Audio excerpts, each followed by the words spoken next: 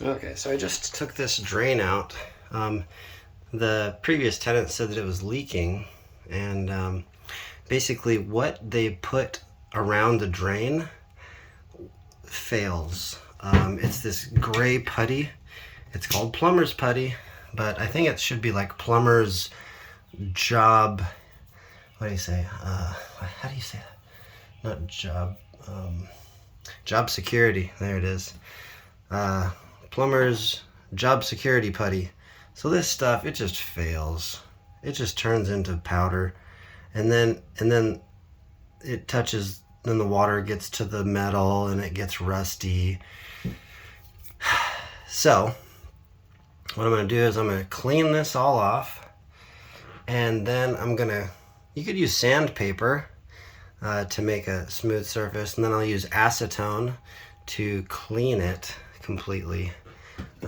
This is actually a really good drain. I like the width of it because after we clean that with acetone, we'll put some silicone around the edge, and that is the best stuff ever.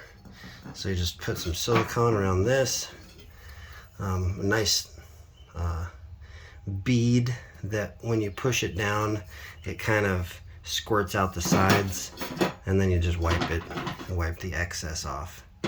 And then this, I think this is stripped actually.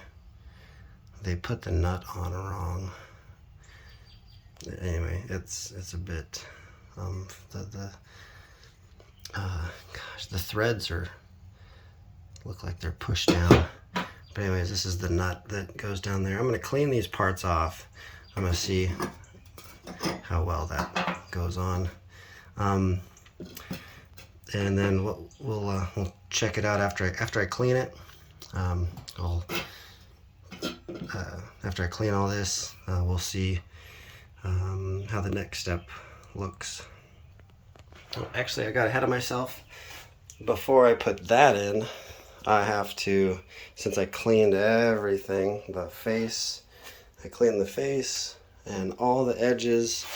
Everything is clean everywhere. See how shiny it is? Ooh, nice. I love that color in the 70s. We'll spray this, and I'll show you how that works next. Okay, so the tub is kind of deteriorating a bit over time, so they have a little flange down there to hold the drain down, and that I mean, I'm glad they have that flange there, but basically what I think I'm going to do is I'm going to clean that flange off, reattach it on the bottom. Maybe I'll paint it with that ceramic stuff to make it more rust resistant. And then